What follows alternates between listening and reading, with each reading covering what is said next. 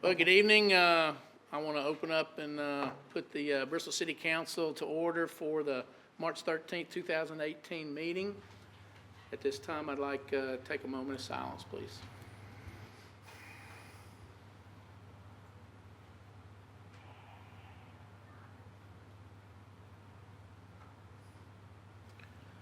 Please stand for the Pledge of Allegiance.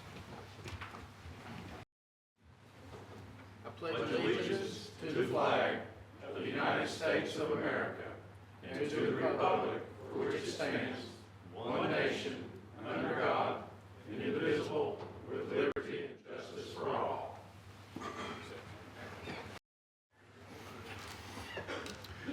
All right, welcome everybody tonight. The weather seems like we're all confused. One week it's warm, one week it snows. Today it snowed. I mean, it's just like I can't figure it out, but I think spring will be here eventually. Like I said last time, we're getting into the budget cycle. We're going to start a series of workshops with council starting this week, Saturday. It's going to be a lot of hours for us, so keep us in your prayers. If we get out of those sessions, still standing and no scratches, it'd be a good day. But we are going to look tough at the numbers. There will be lots of questions. City manager spent a lot of time with the department heads putting together a good, aggressive budget that we can live within, but still keep the city whole and grow. So we want everybody to look hard at what we're doing. Don't be emotional about it, but bring up important things that could help us in the budget cycle, where we could save dollars, how we could help grow the top line, which is what we're trying to do for the city. So with that said, council member, any comments? Well, first of all, it's good to see the Lees here, Carlos and Todd. Welcome to council. You need to come more often, folks. I know you're here to celebrate a good season. Glad to see Dr. Perigin here tonight. I know that you are the leader in another proclamation for the success of Virginia high school athletes, this time the girls basketball team. As good neighbors, and I think we all try to be good neighbors, and we should be. We've talked about that. What happens, success in our neighboring counties or cities or towns, whatever, is success for all of us. And I know we're going to do a proclamation in a minute for the girls, and congratulations, girls. I want to give a kudos to Wise County Central. I'm sure the girl basketball team back here would do that too. 4 out of 5 years they've won a state championship. That is remarkable. And that is a lofty goal for the girls basketball team here from Virginia High School to have. And certainly kudos, many kudos to the men's basketball team of Gate City. Come on, folks. Congratulations, Coach Vermillion. And obviously there should be a thank you letter from every jurisdiction, every place that the Gate City men's basketball team played. Think of the meals that were paid in the city there. Think about the travel and so forth. And there's a young man there in Gate City. His name is, I think, Mac McClung, a Georgetown signee. How many Division I basketball signees have ever come from Southwest Virginia? I suggest to you, not many. His mother and father, his father in particular, is now a J&DR judge in Scott County in that jurisdiction. Obviously raised right. Obviously had enough foresight to tell his coach Vermillion that in the 7th grade we're going to win you a state championship. Lady girls back there of the girls basketball team, Virginia High School, tell your coaches that. And you're in the 7th and 8th grade out here in Virginia High School, middle school, tell your coaches we're going to win you a state championship. That is bravado. Thank God we have that kind of talent around this area. We've had football talent, but now we're beginning to see on the scope that we have basketball talent. And our neighbors, we cheer for our neighbors. We fight them on the field, we fight them on the court, but when they are successful, we're proud of them. So kudos to our neighbors who've successfully won state championships. Thank you. Any other comments from council? All right, city manager, comments? Yeah, I just wanted to reiterate, we are starting the budget cycle. This Thursday at 6 p.m., March 15th will be the first budget workshop. On Saturday at 9 a.m., March 17th will be another budget workshop, and then the third budget workshop will be on March the 22nd at 6 p.m. as well.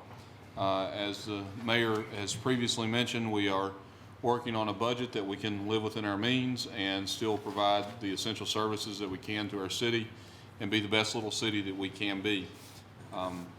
Things are moving right along. We have a lot of positive economic things going on. Some I can discuss, others I can't, but we do have a lot of positive growth going on in the city, and look forward to that continued growth and working with developers, not only in our region, but across the southeast, to bring businesses here to Bristol.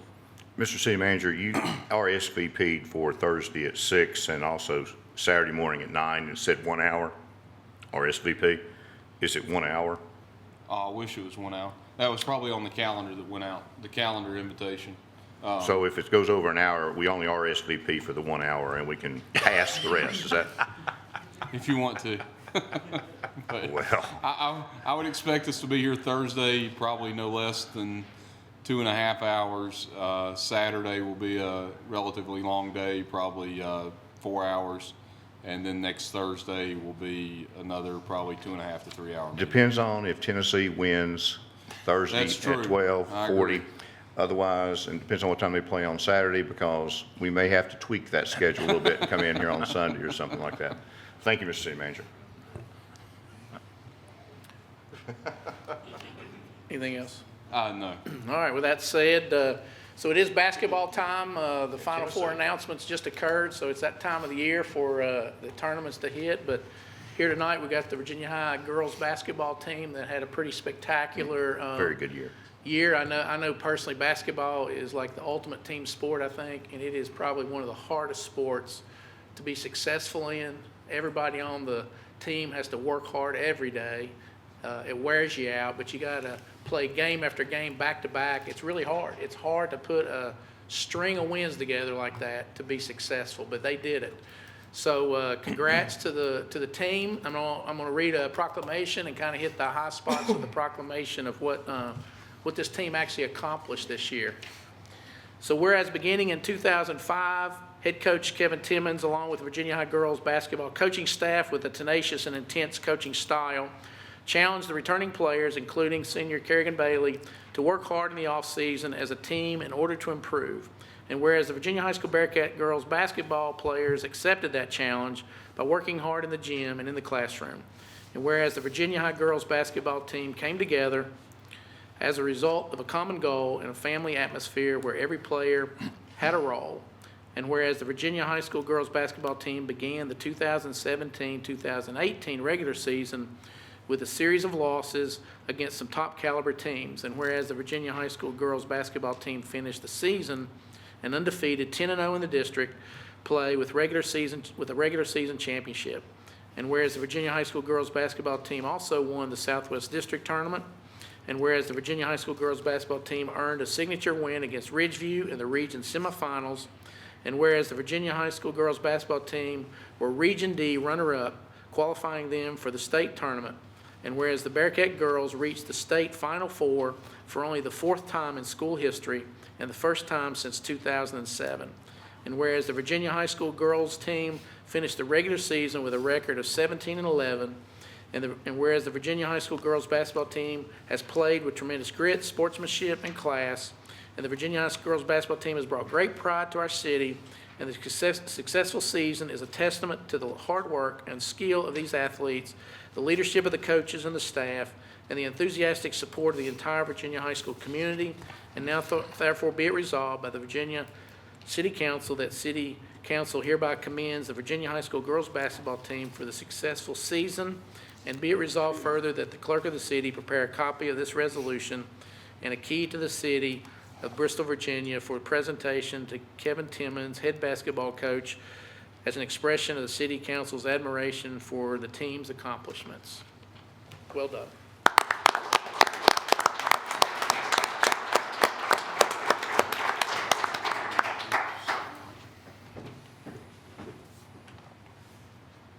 Jeff Timmons, congratulations. I'd like to see you be part of being the basketball, and now we're going to see if we can include expectations normally like what you've done for me recently. Good job, girls. I mean, great season. You want to say something? Yes, I do. Go ahead. Well, I don't want to interrupt you. No, go ahead. I'm done. I'm Well, done. this time, Get on the microphone.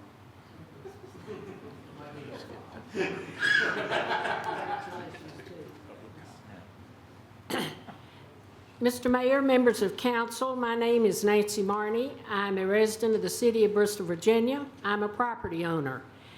I graduated from Virginia High School a long time ago. And at the time I graduated, Bristol, Virginia High School did not even have a girls' team. They had had one many years before, but they did not have one when I was in high school. But after going to Sullins College for 2 years, I transferred to the University of Kentucky. And for 2 years, I played on an undefeated, you got that word? Undefeated women's team at the University of Kentucky. Now that's back when all of my moving parts would move and bend at the same time on the same day. But nonetheless, we were undefeated for 2 years. I was a playmaker, which would come as no surprise, I'm sure. But my point is this: I know what it takes to be good. I know what goes into a good team. I know how hard it is. I know how much work goes into it. And I take my hat off to these girls. I'm very proud of them. And boy, I was standing in the cold, in the rain, in my front yard, waving at the bus going up the street. But I do give them my congratulations. I congratulate the coach. It's a good season. We should be very proud of these girls. They have done a hard job, and I thank them. One thing Miss Marty didn't say, though.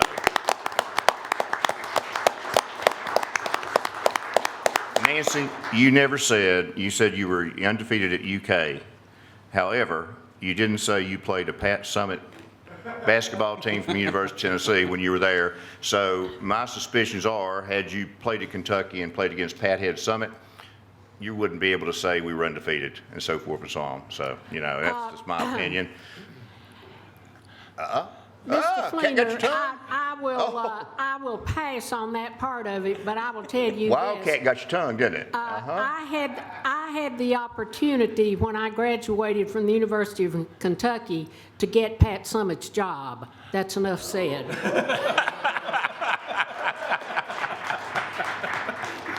You know, Miss, I would have taken it, Nancy. You should have. You'd be in the Hall of Fame today, but Miss Marney, that's the only thing you said in 2 years I actually agree with. Gamecock. All right, Gamecock. so are you going to bring the team up? Please, please. Come up for a photo, bring the team up so they can be recognized, please. What if we don't vote to do this? We don't vote to accept this. Yes, yes, yes, yes. That's so stupid, isn't it? Mr. Mayor, while they're getting ready, I think if it pleases council, we'd like to invite Miss Marty on every other Tuesday night during basketball season to come help our basketball coach. I don't know if y'all would agree with that or not, but we would be glad to have her as a guest coach on every other Tuesday. Is it going to be from 6 o'clock? 6 o'clock on for the next couple of years? I'll sign up for a contract now. I think she needs to do the dribbling drills. I think she'd be really good at that one. We want to get the Are mayor they in in the same there. division as Wise Central? I don't know. Get the mayor.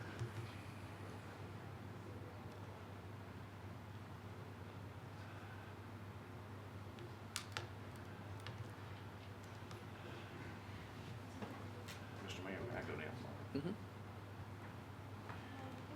Too late. Mr. Fleener wants some media time, guys. This time, hang tight. Congratulations. Thank you, appreciate it. You associate with Peppermint there, though? On a big day? Okay.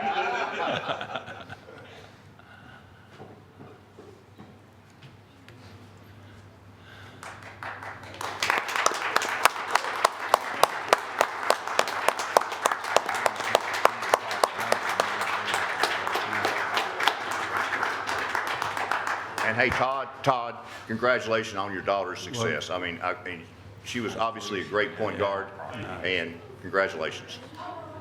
And Granddaddy would have been proud. He would have been proud. Before all the girls leave, I know they've probably got somewhere else to go. Again, congratulations. And one of the things that I think's kind of remarkable about that season is how you started off not so well, but kept fighting and ended up with a great season. That's a good life lesson for anybody to learn, and it's something that made all of us proud and a lot of people in this city proud. So congratulations. Good job. Amen. All right. They have spring, meet the Bearcats, their day never stops, so they're gonna head off to that. We appreciate you recognizing our players and their coaches. Thank you, Dr. Perry. All right, great. Thank you. Do Thank it you, again girls. next year. Do it next year. Do it next year. All right, moving on to item 2, we've got a second proclamation to recognize the month of March as Red Cross Month. City Manager.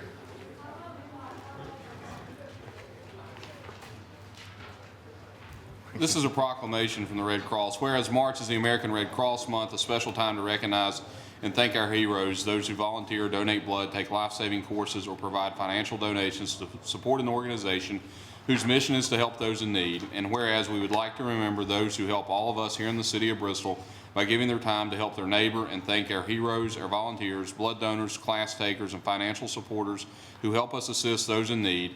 And whereas in the city of Bristol, the Red Cross works tirelessly through its employees and volunteers to help when disaster strikes, when someone needs life-saving skills or the comfort of a helping hand. It provides 24-hour support to members of the military, veterans, and their families, and provides training in CPR, aquatic safety, and first aid. And whereas across the country, the American Red Cross responds to nearly 70,000 disasters in a year. It provides some 400,000 services to military members, veterans, and civilians, collects and distributes about 40% of the nation's blood supply, and trains more than 7 million people in first aid, water safety, and other life-saving skills a year. And whereas our community depends on the American Red Cross, which relies on donations of time, money, and blood to fulfill its humanitarian mission. Despite these challenging economic times, the American Red Cross continues to offer help and comfort to those in need. Therefore, I, Randall Seed, City Manager for the City of Bristol, and on behalf of the City Council and all our citizens, do hereby proclaim the month of March as American Red Cross Month, and I encourage all Americans to support this organization and its noble humanitarian mission. All right, great. Ready to move on to number 3? Yeah, that'd be fine. Okay. It's a proclamation for National Library Week. National Library Week 2018 proclamation. Whereas libraries are not just about what they have for people, but what they do for and with people. Whereas libraries have long served as trusted and treasured institutions, and library workers and librarians fuel efforts to better their communities, campuses, and schools. Whereas librarians are leaders in their institutions and organizations in their communities and in the nation and in the world. Whereas librarians continue to lead the way in leveling the playing field for all who seek information and access to technologies. Whereas libraries and librarians look beyond their traditional roles and provide transformative opportunities for education, employment, entrepreneurship, empowerment, and engagement, as well as new services that connect closely with patrons' needs. Whereas libraries and librarians lead their communities in innovation, providing STEM programming, maker spaces, and access and training for new technologies. Whereas libraries are pioneers supporting democracy and affecting social change, with a commitment to providing equitable access to information for all library users, regardless of race, ethnicity, creed, ability, sexual orientation, gender identity, or socioeconomic status. Whereas libraries lead in working with diverse communities, including people of color, immigrants, and people with disabilities, offering services and educational resources that transform communities, open minds, and promote inclusion and diversity. Whereas libraries, librarians, library workers, library board members, and supporters across America are celebrating National Library Week. Now therefore be it resolved that I, Randall Seeds, proclaim National Library Week April 8th through 14th, 2018. I encourage all residents to visit the library this week and explore what's new at your library and engage with your librarian. Because of you and our library leaders, libraries transform. All right. All right, the next one, proclamation on recognizing Tennessee Ernie Ford Day. Yeah. So before I do that, I had one person sign up. Don Ashley, do you want to say something on this one?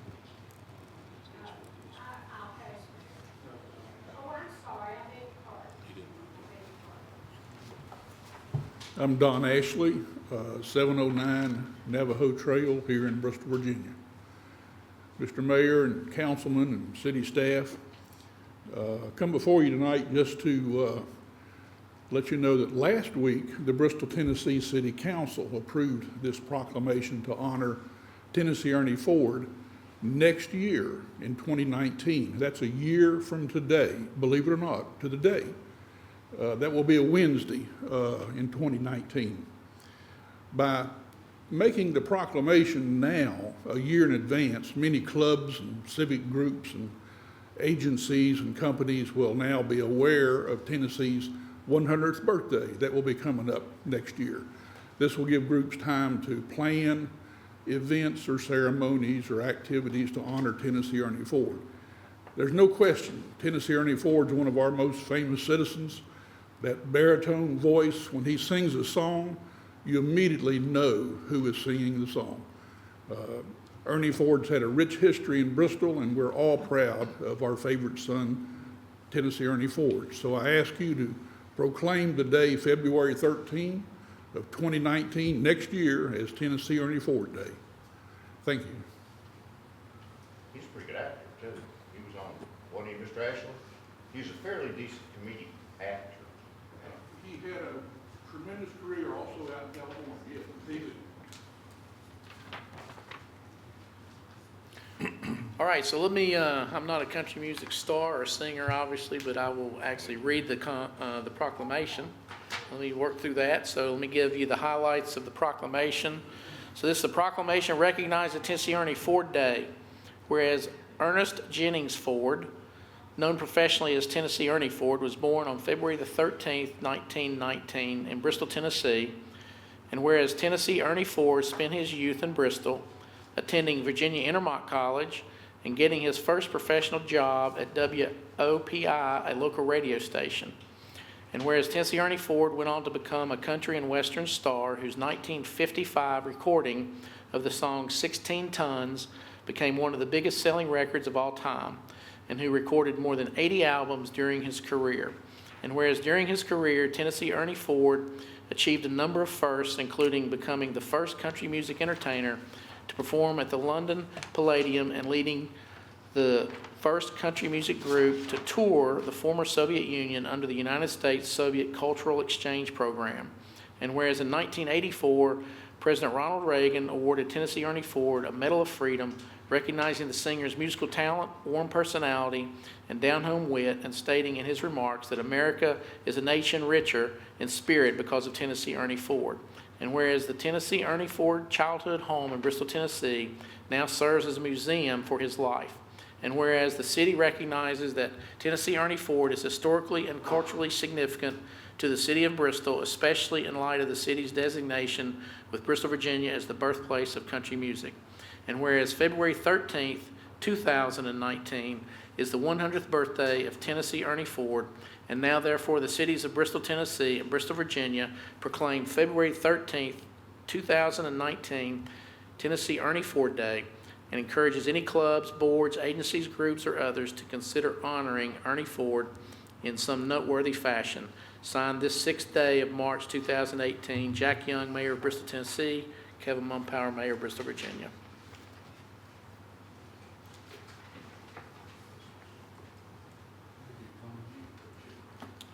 Yeah, comments from council?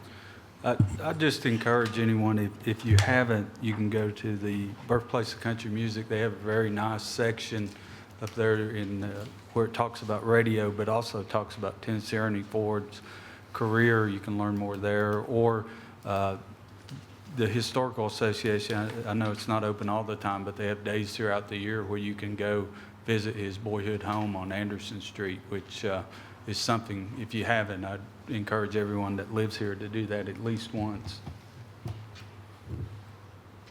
Anything else? All right, thanks. All right, moving on to agenda item number 5. Consider a resolution of endorsement and support of 4 City of Bristol applications for 100% funded VDOT smart scale projects. Staff report. Okay, I'm going to do a little presentation first.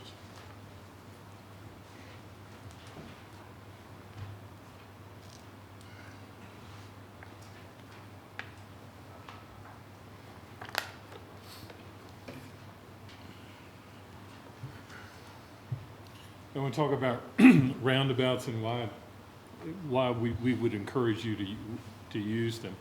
One is there's vehicle safety issues or benefits from it. There's pedestrian safety benefits. The delays are reduced with roundabouts. There are environmental benefits, and it's low maintenance, and it also brings an aspect of beautification to it. Under safety, if you'll notice these two charts, they compare a roundabout to a regular four-way intersection, and you've got vehicle conflicts on roundabouts are 8 compared to 32 points in a regular intersection. So there's a fourfold decrease in potential accidents. And these benefits show themselves in low travel speeds, 10 to 15 miles an hour. It's one-way travel, so there's no head-on collisions. There's no left turns. There's no traffic lights to beat. And so what it ends up producing is 37% fewer accidents. And of those accidents, injury collisions, there's a 75% reduction. Fatality collisions, there's a 90% reduction. And pedestrian collisions, there's a 40% reduction. In terms of pedestrian safety, if you'll notice, in the way we've got these roundabouts designed, they only have to cross one lane of traffic at a time. They're not trying to cross 2 lanes, and so there's much fewer points of conflict or places where they might get hit. And then the low-speed travel is an issue in that traveling 40 miles an hour, there's a 10% survival rate for pedestrians. And 30 miles an hour, it's a 50% survival rate. And then for 20 miles an hour, it's a 90% survival rate. So it makes a big deal to lower that speed for pedestrians. And then we reduce delays. There's no traffic signal that you have to wait on. Nobody's getting frustrated waiting on traffic signal. There are environmental benefits in that it decreases fuel consumption and there's less air pollution.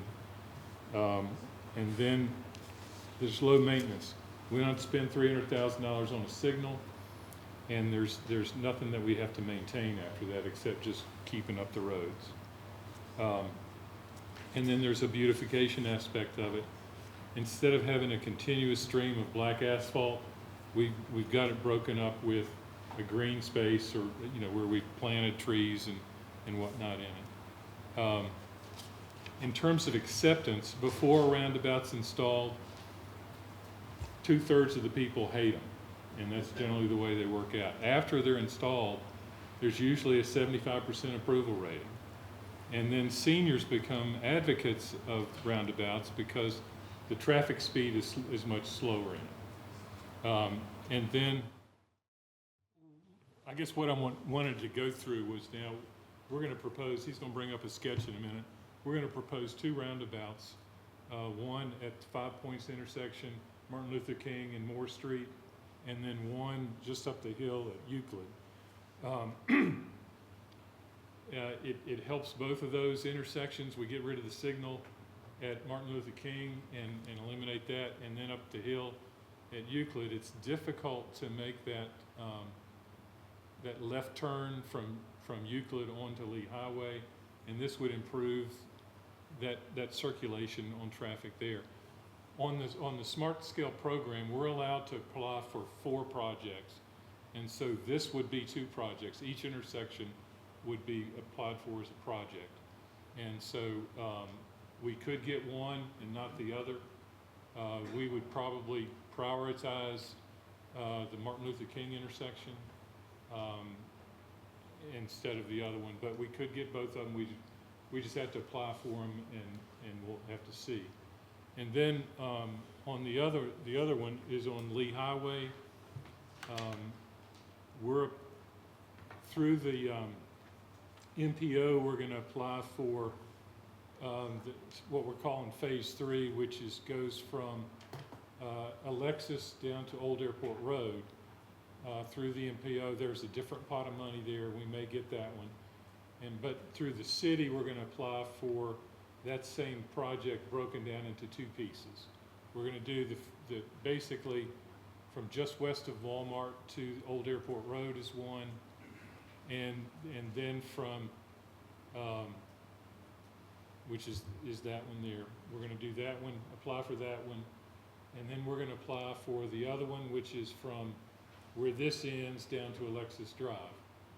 And so that's 4 projects. That's the limit of what VDOT allows us to apply for. These are fully funded projects.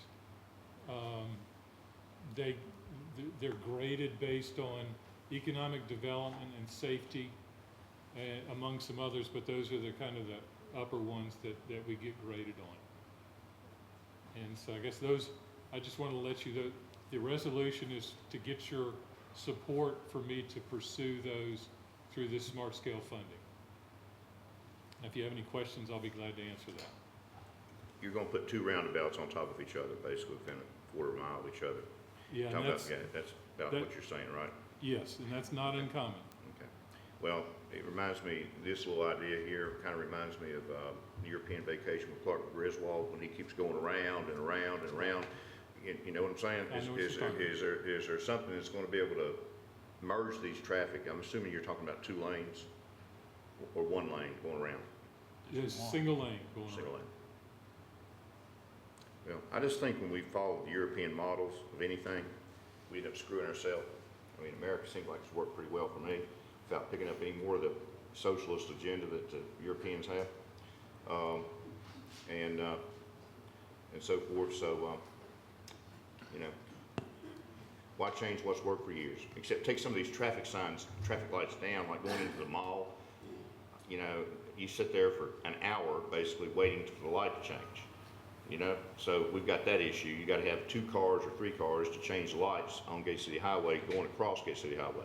So it seems to me we could save a lot more money by just making it a stop sign there in different places in this city, as opposed to changing everything, spending taxpayer money and so forth and so on for a roundabout. They're more efficient and more safe is one of the reasons why we're trying to pursue that. Okay. Well, I'm actually a fan of roundabouts. I think they're a great concept, and they definitely flow the traffic better, and they're safer because everybody knows you got to slow down to enter a roundabout. And the crash safety alone is phenomenal. So, I mean, nobody wants to sit at a red light, and half of the people runs them anyway in stop signs. And we've all been guilty of it. And roundabout, you never stop. So I've been in a lot of cities with roundabouts, and I'm a fan. Yeah, in that example, those cars weren't coming to a complete stop either at the 4-way. They wouldn't have had that many if everybody actually stopped dead like you're supposed to at a stop sign. They crept through them all, so they were fudging on that. Nobody drives like they're supposed to. That's why there's wrecks. Well, that's true.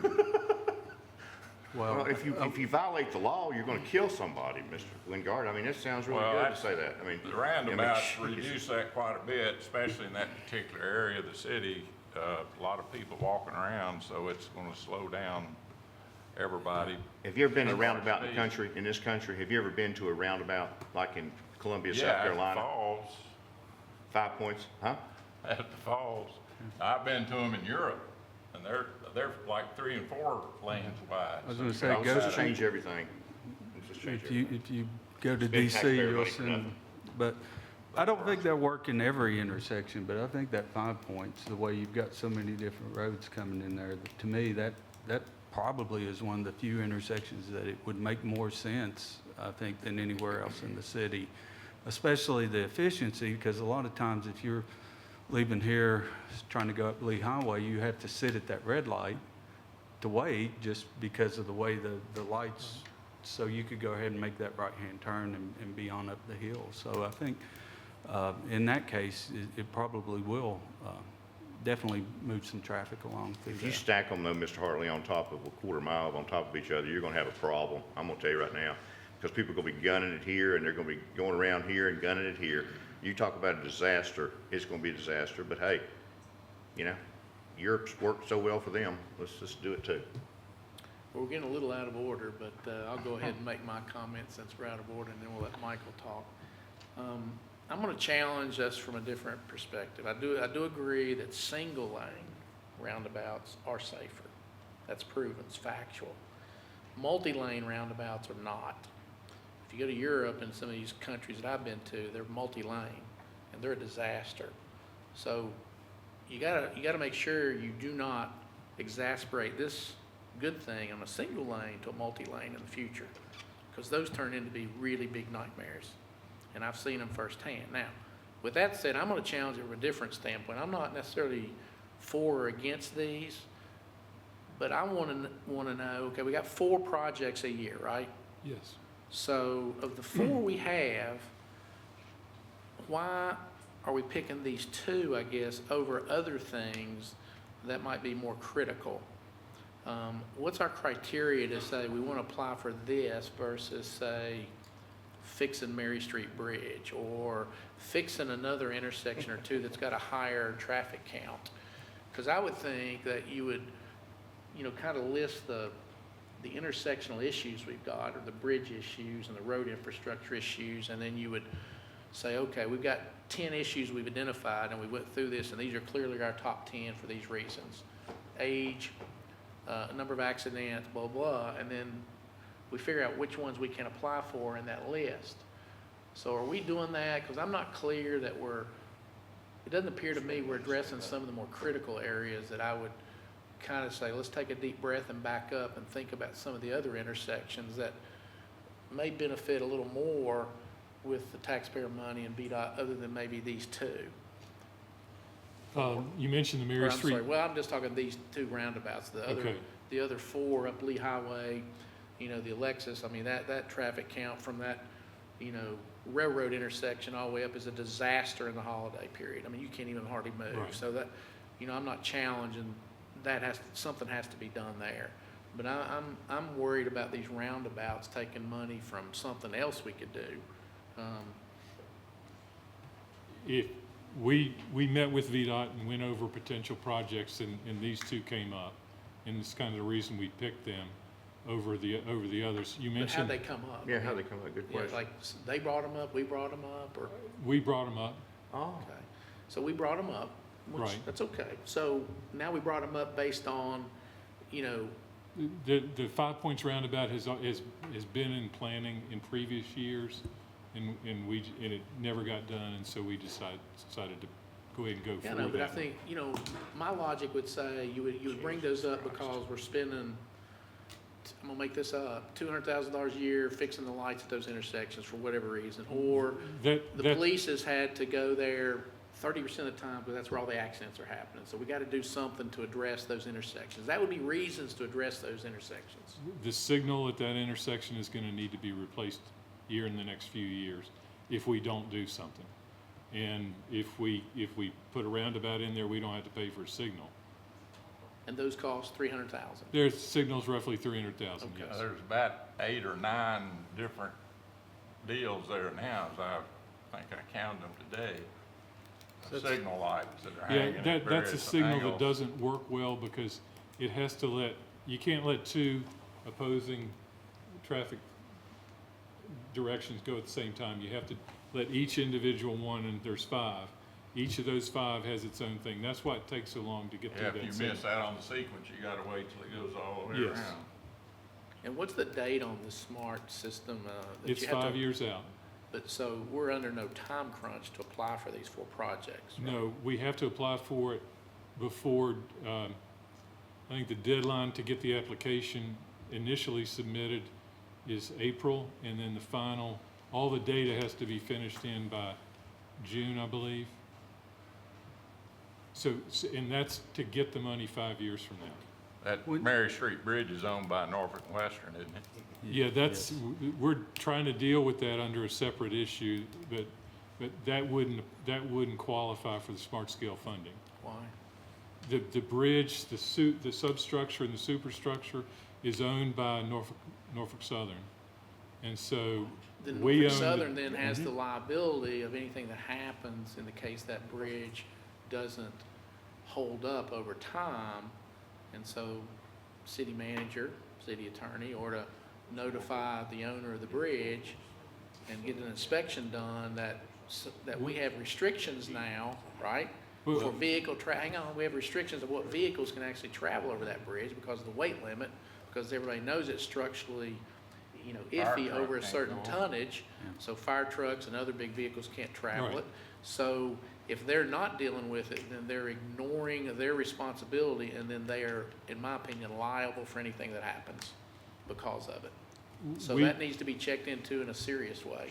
We've had some discussions with a consultant and a representative from VDOT who deals with the railroad on a regular basis. In the past, what has happened, VDOT won't support funding on a bridge that we don't own. And so we can, if the railroad will deed that bridge to us, and typically when they do that, they'll give like 20% towards funding a replacement. If we do that, then VDOT will fund the remainder of it. And so we're looking into doing that under smart scale funding. We're trying to get that done so that we can get that bridge upgraded to where we can get fire trucks across there.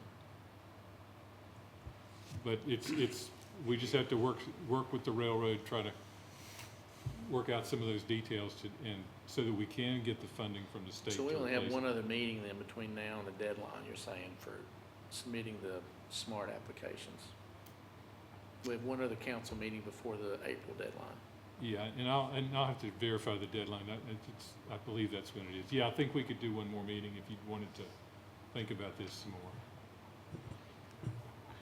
Well, I would recommend that, I would like to see you put a list together of the top 10 problem areas in the city and put some numbers to why each one should be on the list or not on the list, and let's see what it looks like. Because I can think of probably 3 or 4 other intersections that, if it was my money, that I would be considering where I would spend it. And I'm not sure these 2 would be, not even in my top 5 right now. No. And I travel the city all the time.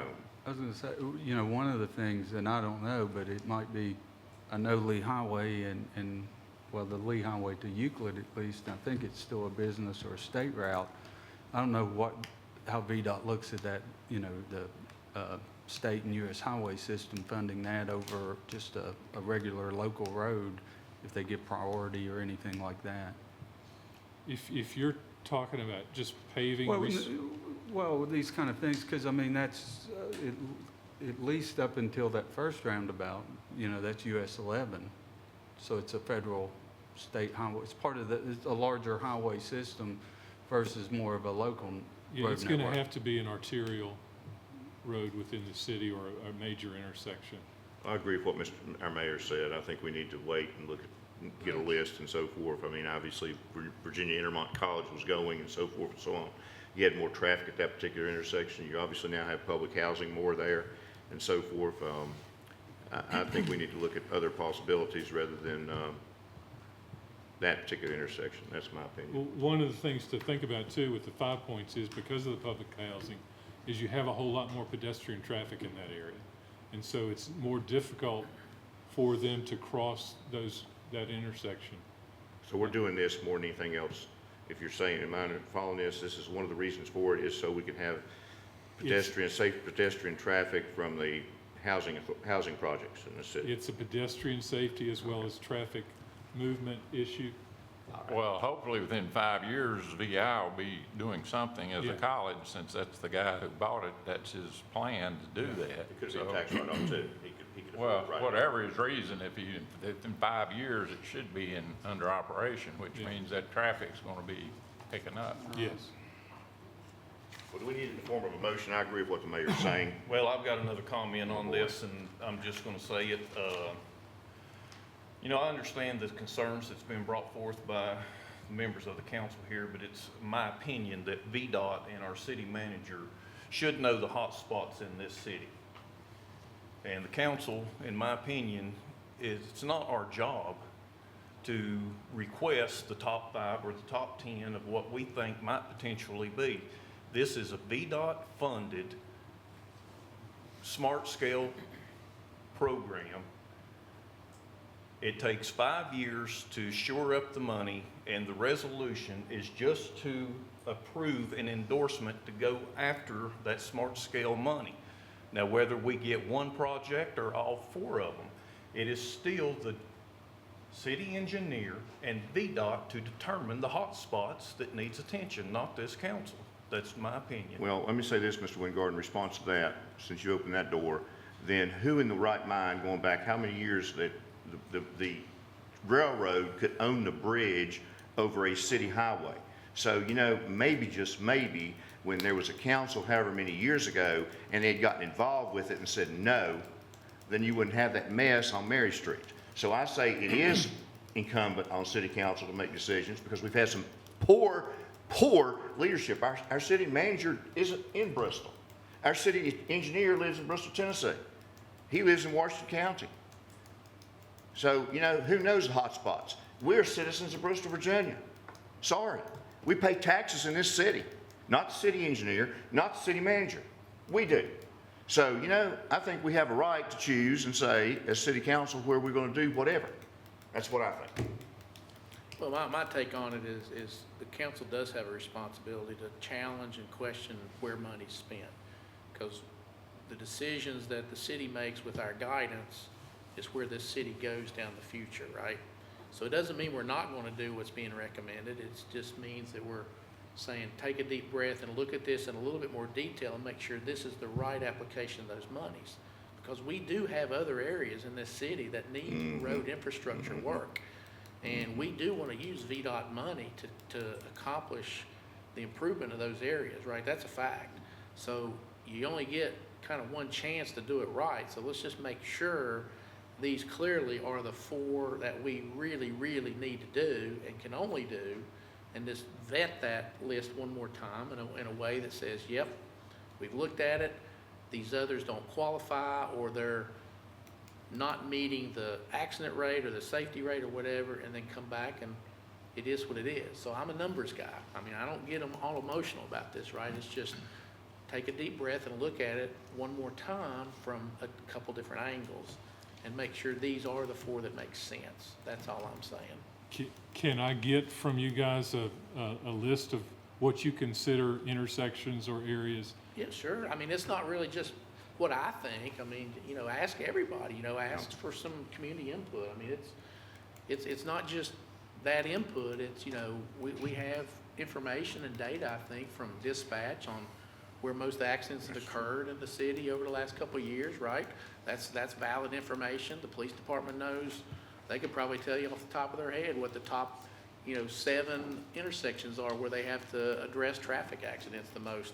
That'd be good information. What are those, you know, top 7 that the police are at all the time? That's the kind of information that would go into that. Community input, police input, dispatch input, and then let's see which ones make the most sense.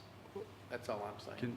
I would add to that, if we're going to do that, and I tend to agree with Councilman Wingard. I trust the staff to review this and know the criteria, because I think that's a big thing with the SMART scale, is understanding how they're going to score it. So just say this is a problem, it might not score well under their thing because of it's a weighted scale. They give so much to different factors.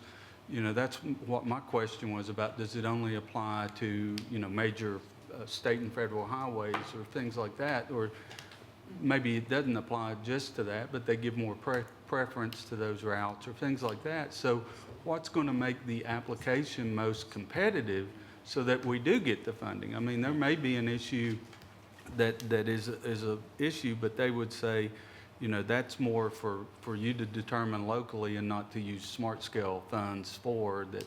These have to meet a certain criteria that doesn't. So if we go that route and get this information back, it would be helpful if the staff could kind of give some preliminary input onto how this would rank, what you think this would rank in terms of VDOT would score it. And that's what I would try to do. If I can get a list of the areas you feel you're concerned about, and I'll look at the traffic counts of those areas as well. But then I'm going to go sit down with some of the guys at VDOT and just try to determine if these other projects would score better than these, and if they would score better, we'll take them. We'll put them in there. Okay. Because we're looking to get the projects that score the best. That's what we're after, because that gives us more opportunity. Okay. Move the table to Wait a the minute, next Michael meeting. Paulus, we got you want one person Michael? signed up. Yeah, Okay. he signed up for number 5. If I may too, I just want council to know that We started working on these projects back in August, well, at least it was my first meeting with VDOT. We spent probably, I know, at least 2.5, if not 3 hours with them in August, and then I think we met again in either late October or early November. A lot of it is based on weighted scoring. So when they were looking at certain locations within the city and just kind of giving us their thoughts based on what they know about their weighted scoring, these were the places that popped up to them. So we'll be more than happy to go back, look at the numbers and see how those specific intersections that may be other problems areas, whether or not they would score high enough to get that funding. We'll be more than happy to do that. And explain the scoring system to us, please, at some point in time. If VDOT can get us, right, and, but, you know, I do want y'all to know that we have been working with VDOT for an extended period of time on this, and based on comments from the VDOT folks, these were the places Well, that, it seems, Mr. City Manager, that we would, you know, that the VDOT would be interested in where the industrial or the business areas are. I don't see any industrial business at that particular roundabout and so forth. And if that's not part of the scoring, then, you know, it should be, in all sincerity, so, you know. But there's a motion on the floor, unless Mr. Pollard wants to speak. Oh, on this issue? Mr. Pollard signed up for number 5, so come on up, Michael. Since we're going backwards anyway. My name is Michael Pollard. I live at 101 Ashley Drive. And I wanted to bring up, well, an additional item now. Initially, it was simply that the public was not provided the details, and we have some of the details now, at least what the 4 proposed projects are in general. These sketches provide a little more detail. So that was the first item, that the public didn't have the information about which to discuss it intelligently. Then secondly, I'm wondering how preliminary these sketches might be, and if we'll have opportunities to get into them into more detail if they are in fact preliminary, because I do see some issues with them. They are preliminary. We would, when the funding becomes available in 5 years, we'll start the engineering on those. And then once we get to a certain stage, we'll open up to public meetings. Okay, I would like the opportunity to have public discussions on these well in advance of any decisions being made, so that it doesn't get rushed through at the last minute, like so often happens around here. Well, this one, we got 5 years, so we got plenty of time to have Well, discussion, because I don't want us to see us go 5 years. Yeah. Funding's been approved. Now we've got to have these plans submitted to VDOT in the next month. Got to be at least a year in get that. advance, if not earlier. And if we approve it, they're going to go forward with it. If it's not the best way to spend taxpayer monies, VDOT monies, I mean, you know, realistically, I agree with what you're saying, Mr. Pollard, but right now we need a table for more information. I think that's what's on the floor for this council, is Mr. Hubbard made a motion to table this issue. Let us get the scoring system from our city manager. We don't have anything other than what the city engineer presented to us tonight, realistically, and I agree with you. And that's what's always happened in Bristol. The citizens and the taxpayers of the city of Bristol, Virginia are kept in the dark until something happens and they get screwed. And it benefits a certain little group. So, you know, let's get the scoring. Let you have the scoring, because I'd like to have it too, about a month or a week or two before we come in here. And then, let's do this. And then we can discuss it with plenty of time to Absolutely. discuss it rationally in detail. For example, if we submit this, and come April, we submit some 4 projects, then they decide in a year they're going to approve it. We shouldn't wait another 3 years before we start discussing exactly what we're going to want to do. In the past, we've seen different city staff and city council and so on say that, well, we've been working on this project for the past 4 years, now we've got to submit it next month. The public didn't know anything about it until the month before. Again, and I'll say this, Mr. Pollard, with all respect, you and Ms. Marnie are the only 2 citizens of Bristol, Virginia that keep up on anything that happens in this city. So you get clubbed over the head, everybody else gets clubbed over the head because they don't want to take part. That's what happens. Thank you for what you do. Thank you, Ms. Marnie, for what you do. But, you know, we get clubbed over the head and everybody comes down here and raises cane. This is stupid without us knowing. If this council did something tonight, we've had people here that are running for council that say this is good. If this is smart to do something without any input and so forth, without even knowing the scoring system, then this is as dumb a 5 as we've had. And we've had some dumb 5s up here. Thank you. I Thank you, I Mr. would Pollard. put it in a way that I have a lot of things. I resemble that remark. Yes, you do. So do I. If we Cautiously do this. optimistic, but I would like to know the decisions that went into made Thank you. into choosing Thank this you. one. Thank you. Thank you. All right, Ms. Marnie, you've signed up as well.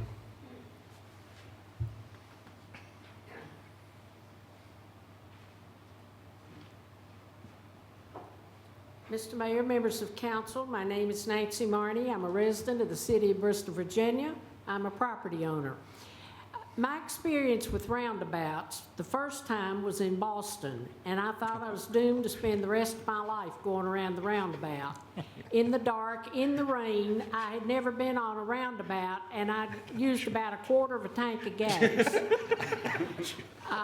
Now, as for the roundabout we have up here, I've almost been T-boned from two directions. I've almost been rear-ended. And I thought, you know what? I'd almost rather go to the Pinnacle, but I swear I believe it's worse getting in down there than it is getting through the roundabout. Yeah, they need one.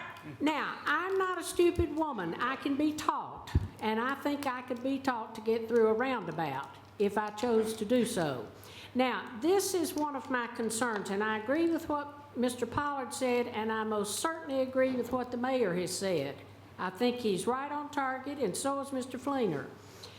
We don't even know what we're dealing with, folks. We don't even know what the roundabout is for. What's the purpose? We know what it is existing in a vacuum, but we don't live in a vacuum. Now, what feeds the traffic into a roundabout? Where does the traffic come from? Now, we've got the rock pile up here, and I was up there just today. Now, I don't know what in the sand, I think it's the poorest plain thing I ever saw in my life, but I was not asked my opinion. I just was the one who brought forth they should be sued, and then they called and wanted to meet with me. Now, I can't make any sense out of the layout of the rock pile, but it looks to me as if there are going to be some entrances onto the single lane of traffic that will lead into that roundabout. Now, I don't know where they're coming from. I don't know how many or what, and neither does anybody else. If you do, you're holding it back. And we'll get a Freedom of Information lawyer in here if that's what's going on. What is feeding the area that has the traffic? Now, I know what the traffic on the Lee Highway is, going up toward Walmart et al. Up that way. We don't know what's going to happen there. We don't know what's going to happen with VI College. I agree, we've got potholes in Bristol, Virginia you could vanish into. I think this thing is way up in the air. And I think the mayor is on target with his concerns. I think Mr. Fleener is on target. And I most certainly go along with them on this. It sounds good. Europe has little tiny cars. They run around like little pygmies. And, we don't always have that. So I think it would be very wise not to jump into a shallow pool. You may break your neck. That happened on the King Mill Pike. VDOT wanted to send the road in the 1950s out through Spring Garden and attach it to Randolph Street. That was not done. It would have solved a whole lot. So I think you are on the right track to just put this on the burner and say, bring it up when you've got something to bring up. We don't have the information. What are we doing it for? Amen. They exist in a vacuum, in my opinion. Thank you, Mayor. Miss Marnie, you've heard of Custer. This is Custer, and it's his last stand around. That's what the roundabout is, okay? Guarantee it. Yeah. Custer's last stand is these little spending taxpayer money for nothing. Okay, Yeah. That's what I think. Yeah. Thank you, Mayor. Thank you, Miss Marnie. Okay, so I think we've had all the council discussion. Anybody else want to say anything else before we, Motion on the table. Well, I want to ask a question, city engineer. So the deadline to apply is when? I believe it's April, and to get your initial application submitted, And then the final information has to be in, I believe, June, and I'll need to verify those And dates. when will VDOT make their decisions? It'll be within 6 months, I believe. It'll be in the fall, Okay. late fall. Well, I remember before they've had those meetings, regional And meetings. I'll get you that information. I'll get that confirmed. Mr. Mayor, there is a motion on the table. Mr. McCulloch, if we do not get the application in by April, what is the consequence? We don't get, there are no applications submitted, so we won't get any funding. Okay. Mr. Manager, there is a motion on the table, Mr. Hubbard, to All table. right, I second that What's the motion. pleasure, council? Move the table to the. I second the motion Mr. to Hall table. moves it to table, Mr. Fleener seconds. Any other council discussion? All right, call the roll. Yes. Hartley, Yes. Hubbard, Yes. Wingard, Yes. Mumpower. Yes. All right, that took a while. Number 6, consider a resolution to repeal the City of Bristol, Virginia Dental Assistance Plan. Staff report. Council, in 1989, the city of Bristol established the Employee Dental Assistance Plan. At that time, dental insurance was not offered to employees. For the past several years, the city has offered employees the opportunity to participate in a dental insurance program as part of its health insurance plan. The administration of the current plan requires staff to verify claims submitted by employees, determine what is compensable under the plan, and remit payment to the participant for services not to exceed $750 per year.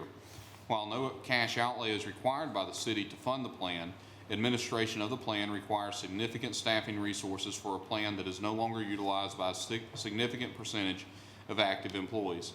The ordinance contains language that allows for the repeal of the plan, and based on this language, the ordinance does not need to be repealed. The only relevant action needed from council is a resolution authorizing the termination or the repeal of the plan. And at this time, I would recommend terminating the dental assistance plan. All right. Anyone sign up for public comment on this item?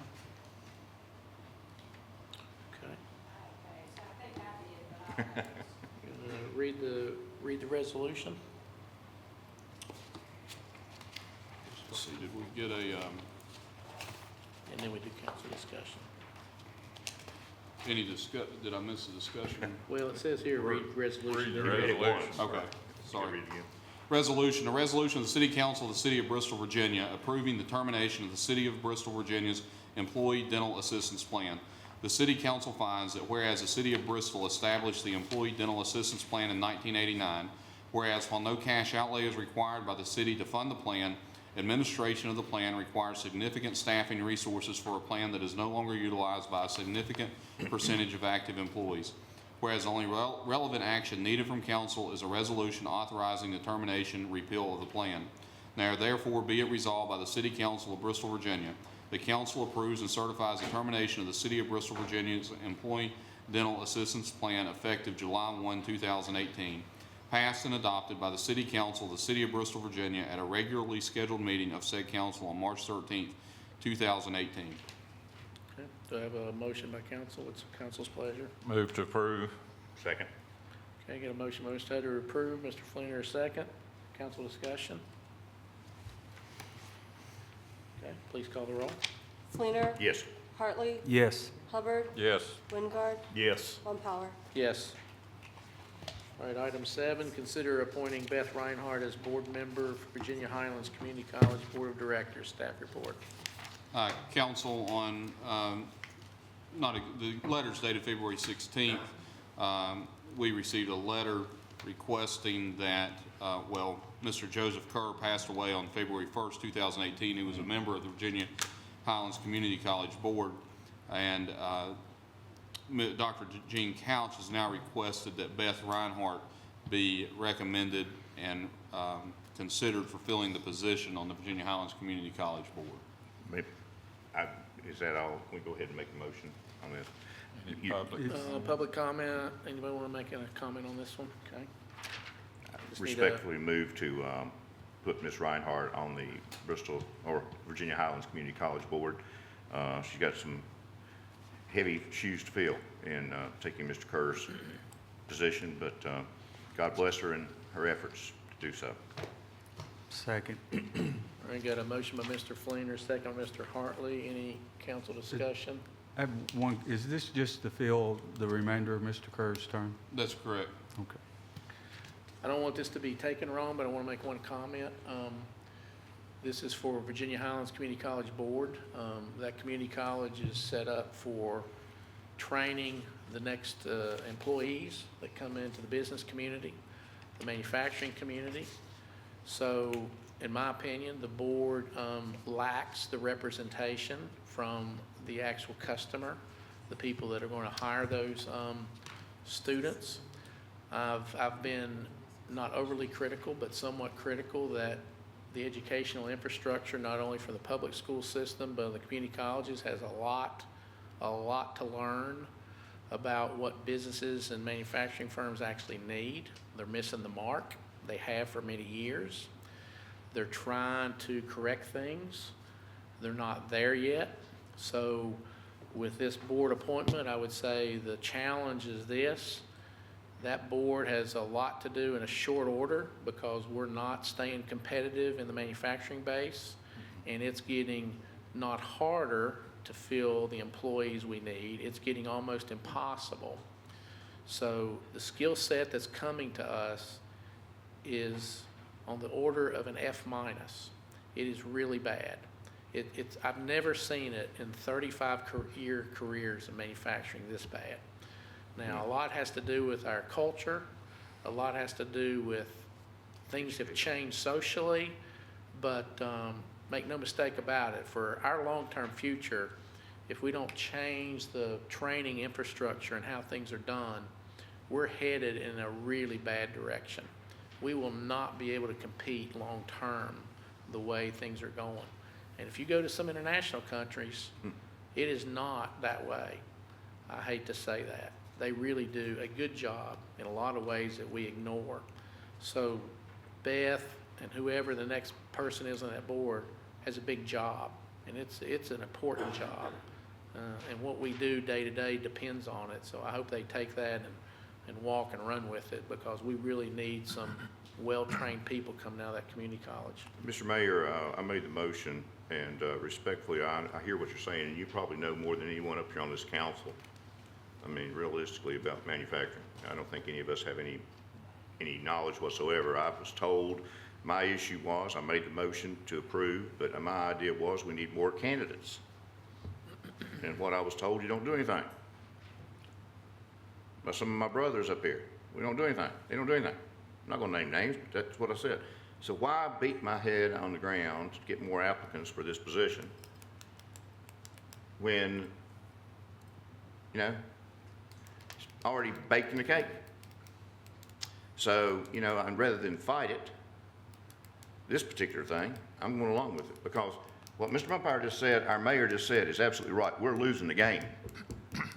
And we're losing it right up there at that level. Yeah, a couple of years ago, the high schools realized this. They've got together with community college, so they're working on the problem now. If they're working on it properly or quick enough, I don't know. I just know that they have admitted that what Mr.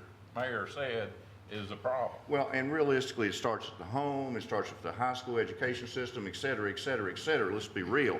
We don't have any vocational training. We've talked about that in this country any longer, okay? What we have is we think everybody, even if you have a 70 IQ, is going to be a college graduate and make $100,000 a year.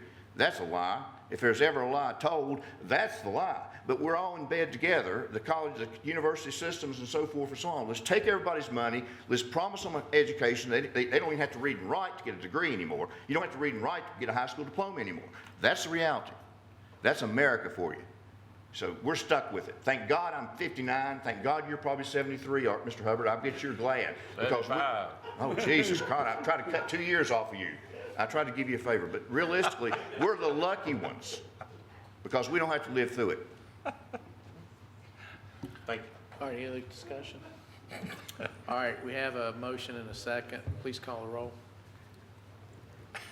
Fleener, Yes. Hartley, Yes. Hubbard, Yes. Wingard, Yes. Mumpower. Yes. I try to help you, Archie. All right, number 8. There's no help. Closed session pursuant to 2.2-3711.A1 Code of Virginia 1950 as amended. Discussion, consideration, or interviews of prospective candidates for employment, assignment, appointment, promotion, performance, demotion, salaries, disciplining, or resignation of specific public officers, appointees, or employees of any public body, parentheses, personnel. Need a motion and a second. Move to go into executive session pursuant to everything you just said, Mr. Mayor. Okay, got a motion? Second. Got a second by Mr. Hartley. Please call the roll. Fleener. Yes. Hartley. Yes. Hubbard. Yes. Wingard. Yes. Mumpower. Yes. Clerk, call the roll. Fleener. Yes. Hartley. Yes. Hubbard. Yes. Wingard. Yes. Mumpower. Yes.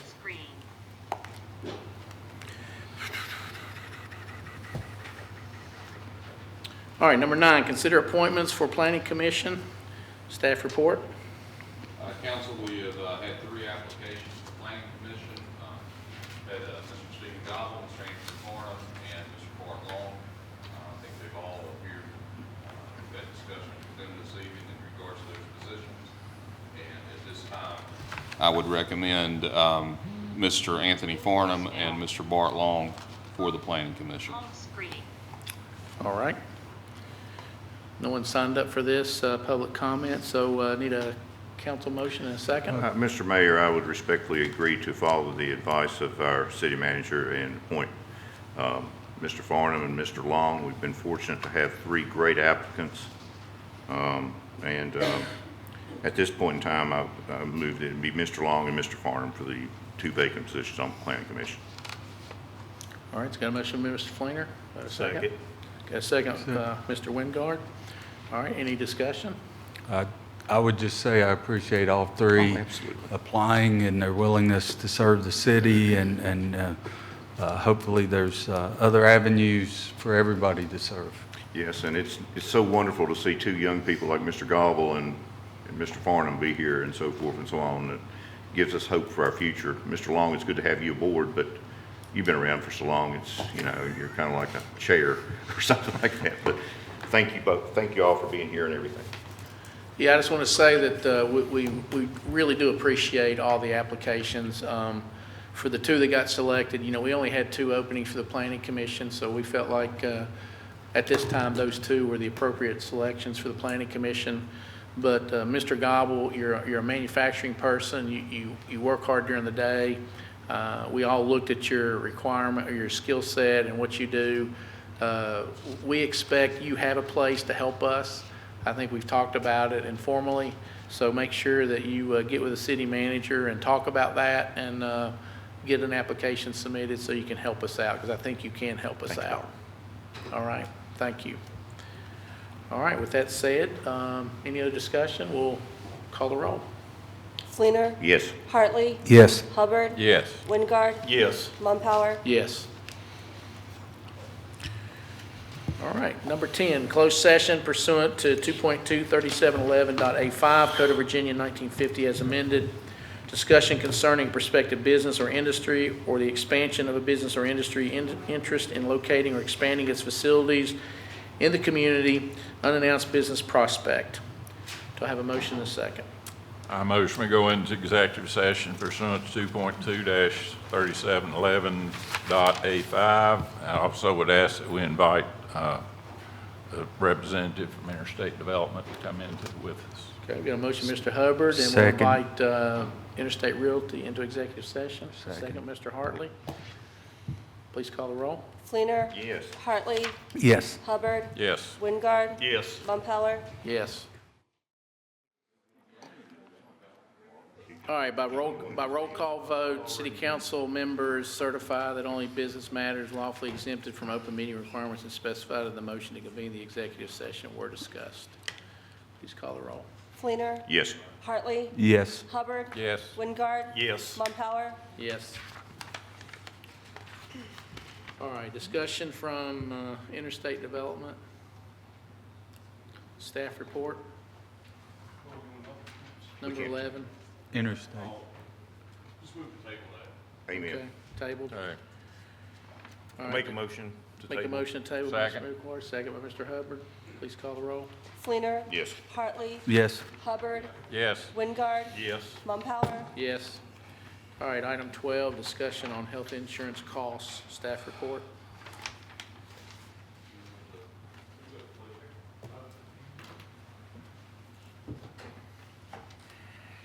All right, I know it's late night, we'll try to go through this council understand this is important because it affects not only the city's finances, but it affects the finances of our employees as well. And on top of that, we have to have a decision by April 1st as to which way we will go on health insurance. First thing I want to say is we have looked at this numerous different ways. I'm presenting what I consider the three most economical ways for us to move forward with health insurance for this coming year. Oops. Okay, current enrollment. This is the number of employees that we have in each type of insurance plan that the city currently offers.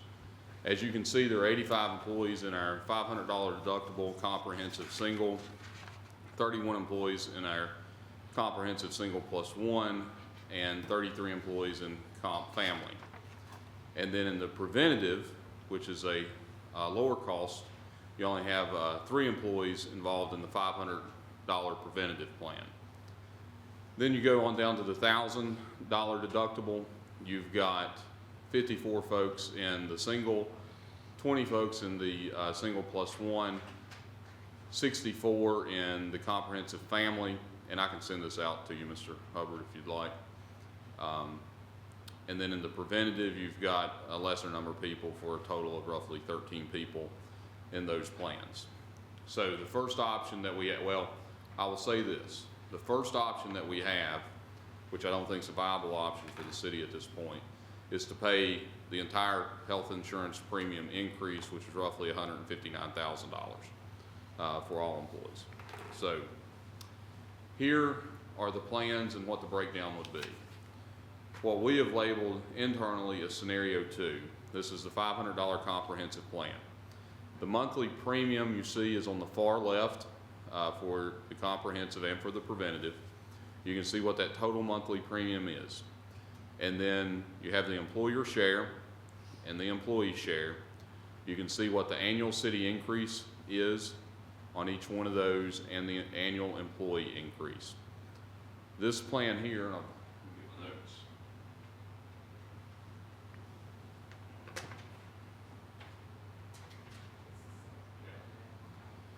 This plan here, the city pays the minimum on the single $500 plan, and then on the $1,000 plan, the city pays the entire increase. And then on the other plans for the family and single plus one, the city pays what it would pay for the single. Any questions about this scenario? And then I'll get to the total cost to all of it here in just a moment. This is $1,000 for the $1,000 comprehensive. You can see that how the monthly premiums are. The annual increase for the city for the comprehensive plan would be $372 on any plan, and then the employee cost would be $312 and $624. And then on the preventative plan, it goes anywhere from an annual employee increase to $24 to $588, with an annual city increase of $324 or $348. So the total increase for the city would be $85,812.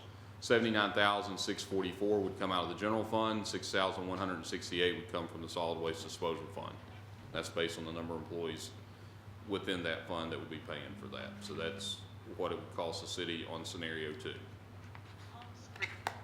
Scenario 4, what we've labeled internally as scenario 4, the city pays the minimum for the single increase, and it splits the cost with all the other plans.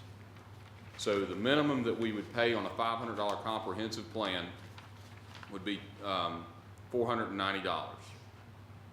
for the individual. And that's the same on the preventative plan as well. And then we split the cost with the employees. And you can see the annual employee increase would range anywhere from $72 all the way up to $486, and that would include the preventative plan as well. On the $1,000, the city would pay $495 or $494, depending on if it's comprehensive or if it was preventative.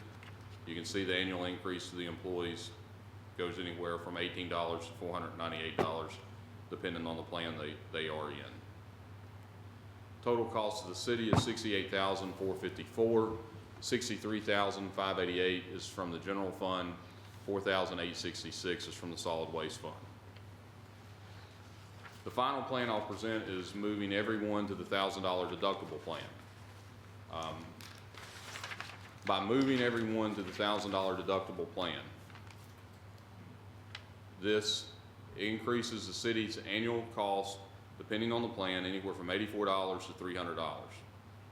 The employees on the $500 plan would actually be paying less for insurance, anywhere from $108 to $300 less per year. And on the $1,000 plan, by going to the this is the deductible, this is the $1,000 deductible plan only, okay? Now, when you move over to scenario 5 with the $1,000 comprehensive, there is the potential for an employee increase of up to $996.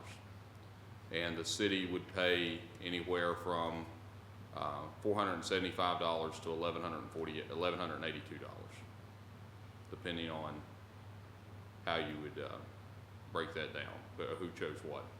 Total increase of the city would be $25,908. The general fund would pay $23,532. Solid waste, $2,376. So here's the comparison of what the breakdown would be per scenario. You have scenario 2 costs the city $85,812. Scenario 4, $68,454. Scenario 5, $25,908. So those are the options that we have for the insurance at this point. Can you send that out? I know you said. Yeah, I can send that out in PowerPoint.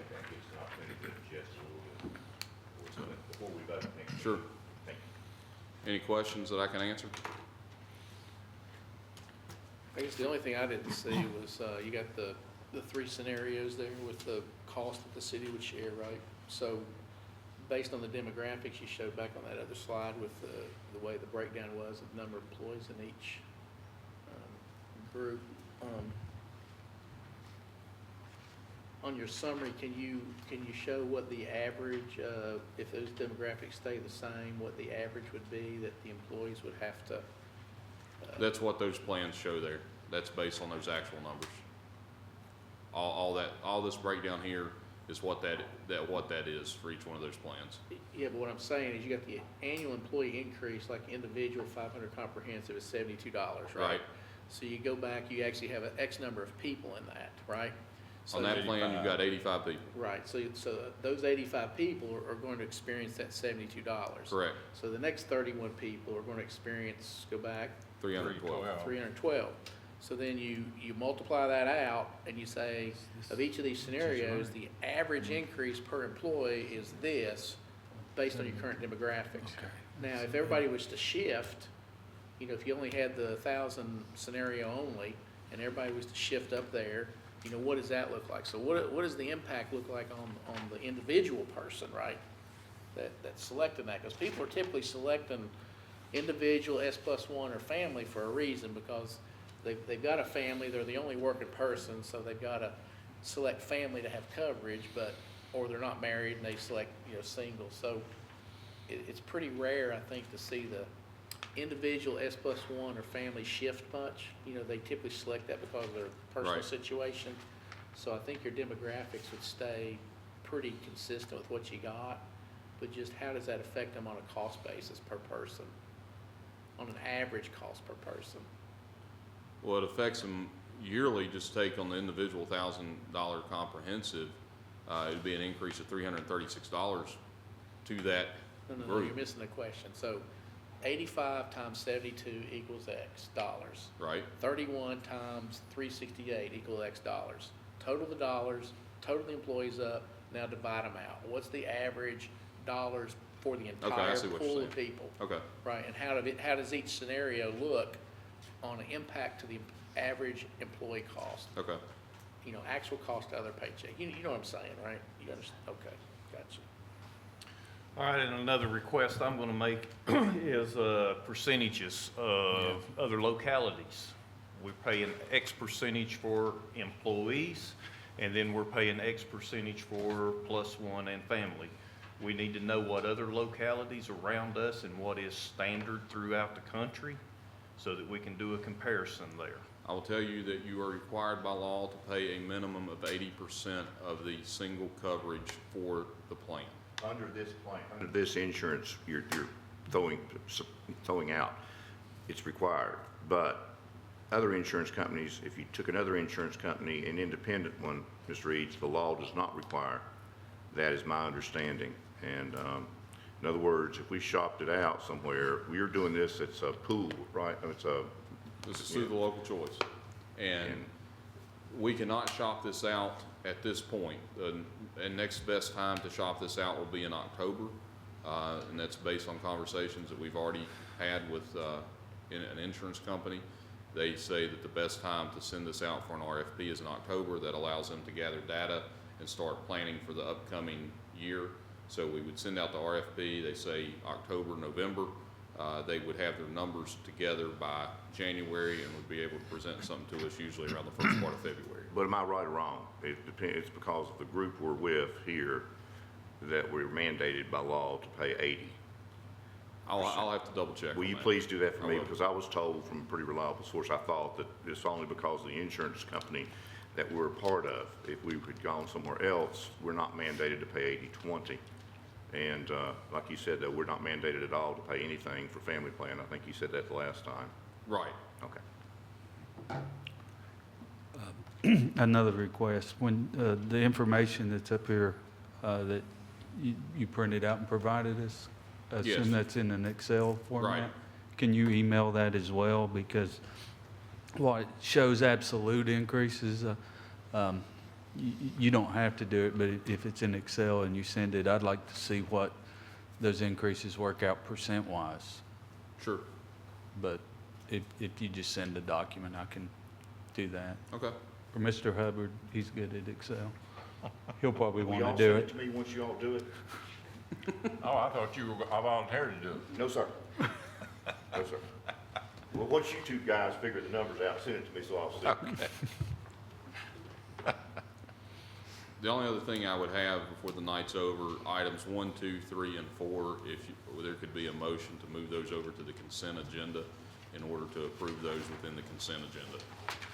1, 2, 3, and 12.1, 12.2, 12.1, 12.2. You're talking about the If that's- proclamation, Jimmy? Yes. Oh. It's the first 4. The first Okay. 4? I get it, yeah. We have to make a motion for that, Mr. Eads? Yeah, we need to make a motion to move it to the consent agenda, and then at the consent agenda, we can All approve. right.